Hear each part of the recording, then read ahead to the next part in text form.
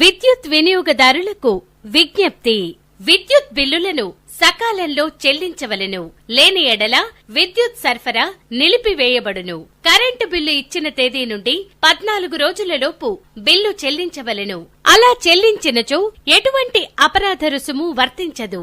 కావున ప్రతి ఒక్కరూ ఈ విషయాన్ని గ్రహించి సకాలంలో విద్యుత్ బిల్లులను చెల్లించి విద్యుత్ శాఖకు సహకరించవలసినదిగా కోరుచున్నాము. విద్యుత్ శాఖ సిబ్బంది విద్యుత్ నిలిపివేసిన తరువాత ఆ ఇంటికి పక్క ఇంటి నుండి గాని దొంగతనంగా ఫ్యూజ్ పెట్టి గాని విద్యుత్ ను పునరుద్ధరించుట చట్టరీత్యా నేరం.